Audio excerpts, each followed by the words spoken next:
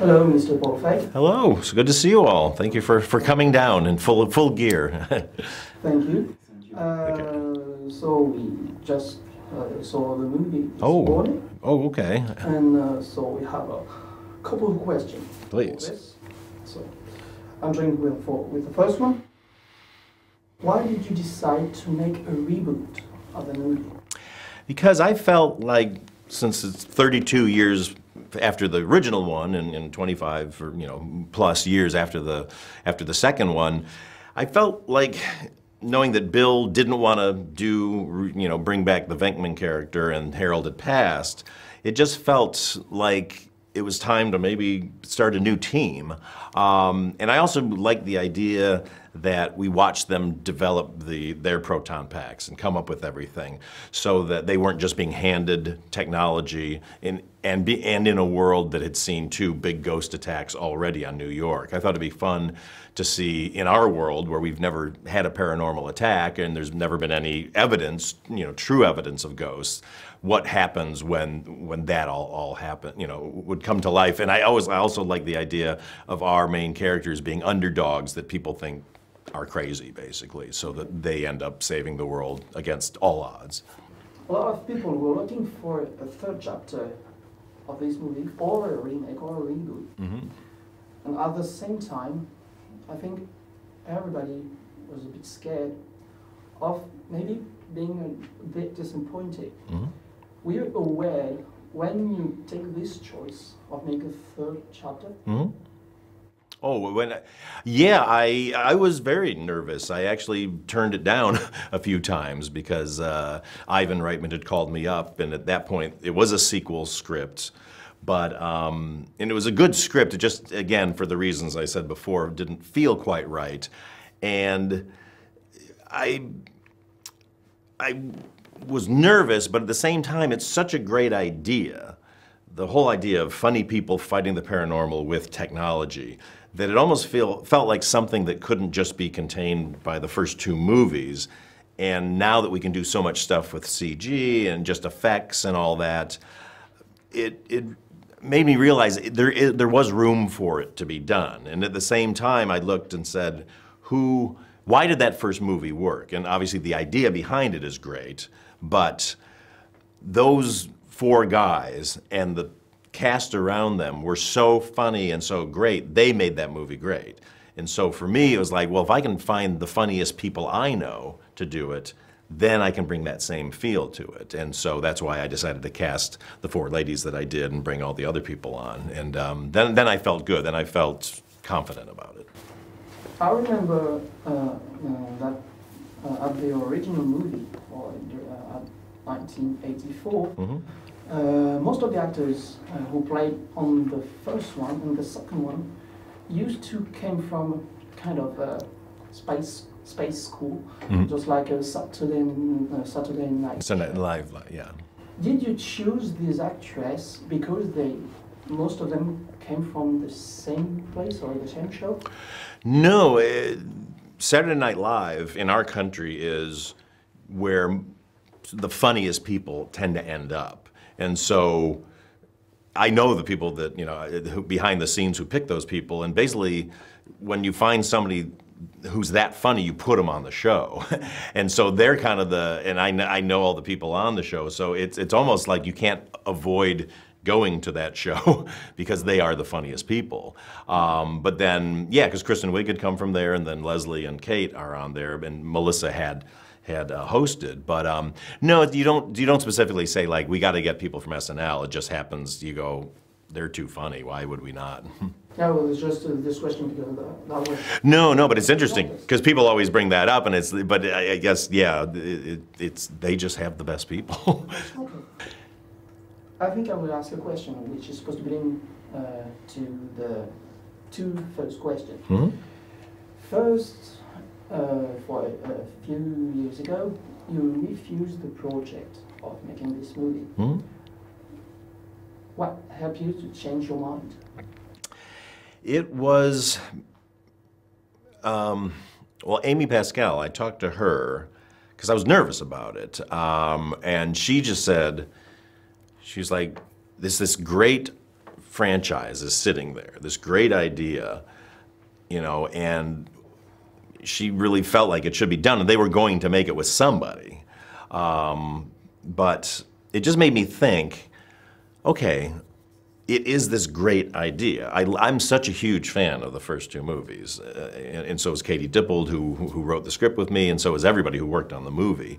But it was that moment of saying, like, you're right, there's more stuff that should be done with this than just was in the first two movies. The idea of ghost attacks and being able to control that and the equipment and all that, it just seemed too much fun. And then also I feel, when you talk to parents who have kids, you know, I know so many, and sometimes they'll go, they want to show it to them, but even the kids will go like, oh, that's an old movie, and they'll watch it and they'll love it, but at the same time, it's not theirs. It belongs to their parents. And I like the idea of like a new generation owning this and having it there so they know the old one and they love that, but this could be theirs, and I hope they embrace it that way. But either way, they could choose to embrace the old one, or they could have a new group that they like.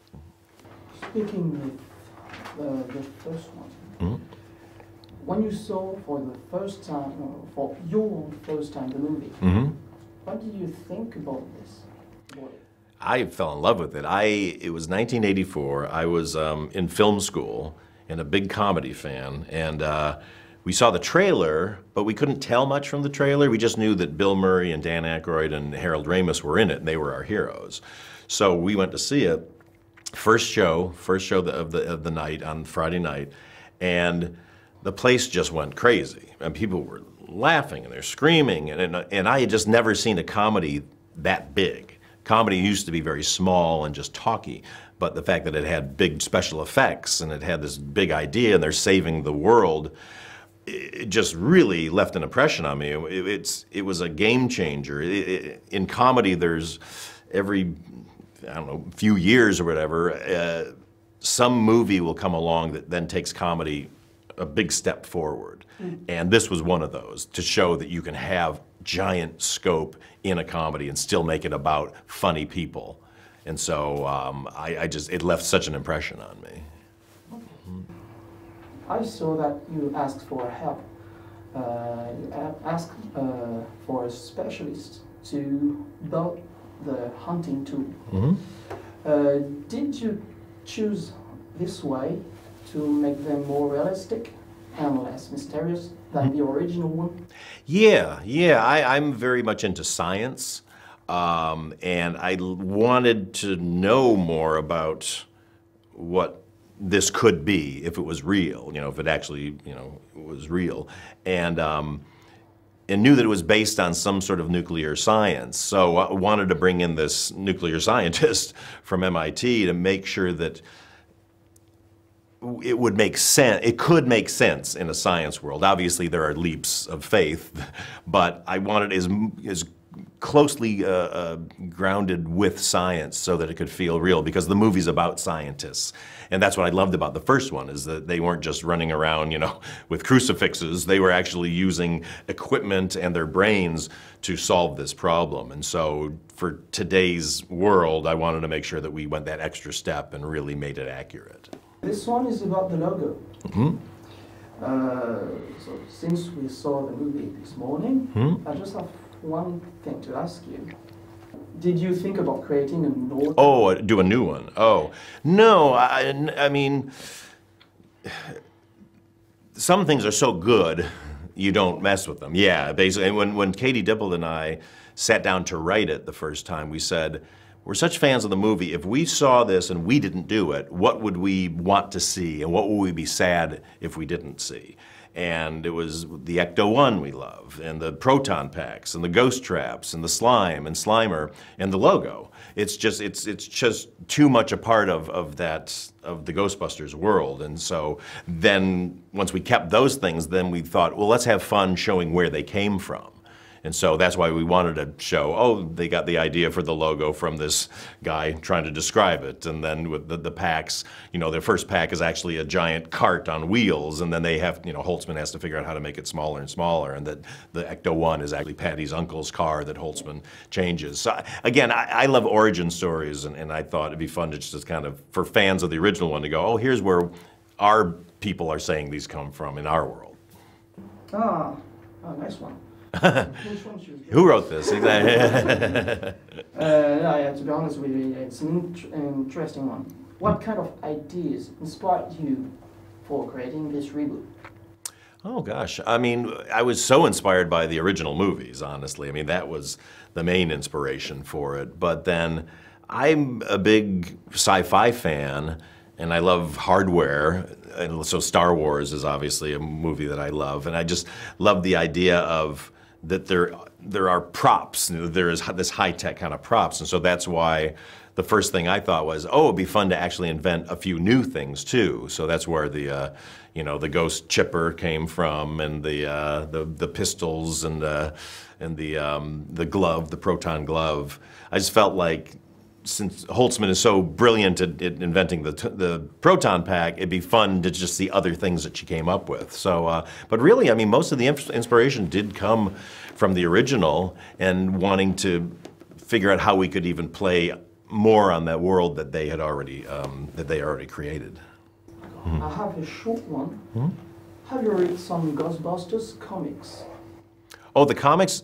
I have seen the DWI ones, yeah, but I'm not an aficionado on them because I wanted to stay more with the world that the movie had created, but I have seen them, and I think they're very fun. Okay. Yeah.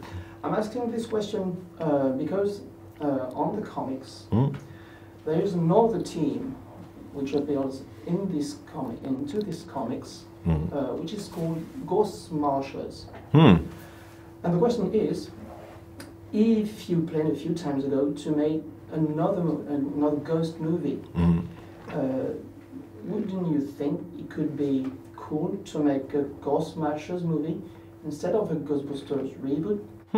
Interesting. Again, I think I just wanted a world. I thought it'd be fun to start it again because I like the origin story of underdogs in a world that thinks they're crazy.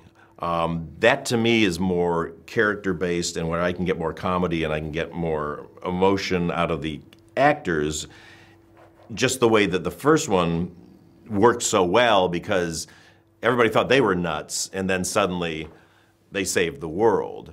And I just didn't have a take on how to kind of come into a world that was already established and just have a new team take on a new threat. And that's just, I mean, you know, they came to me, and that was the way I decided to face it. If somebody else had done it, they might have done it a different way. But to me, I felt like that was the way I could make the funniest, best movie that I could do. I think you could be the last question. Okay. Do you have any questions to ask to fans who's not afraid, but just to be scared of going in to see the movie? Yeah, I mean, all I would say is that the movie was made by people, including myself, who love the original movie, are such fans of it. There was nothing cynical about the way we faced doing this. We just wanted to give a new generation the same experience that we all had 32 years ago when we saw it. And still, we wanted them to kind of have ownership over a new team.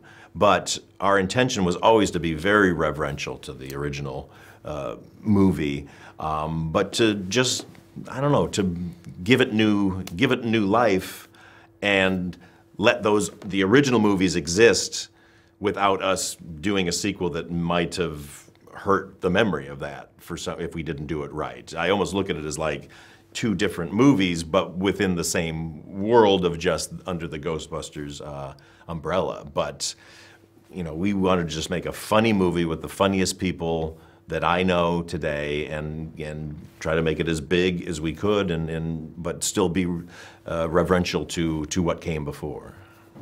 Do you think this movie will be a success? I hope so. I'm in trouble if it's not. No, I really hope it will be, because I hope people will just sort of embrace the spirit of it and the idea of a new team, and the fact that it is fun to watch. I mean, that's at the end of the day, I just wanted to make a fun movie. My only goal is to let people have a great time in the movie theater for 2 hours and forget their problems and just have a lot of fun.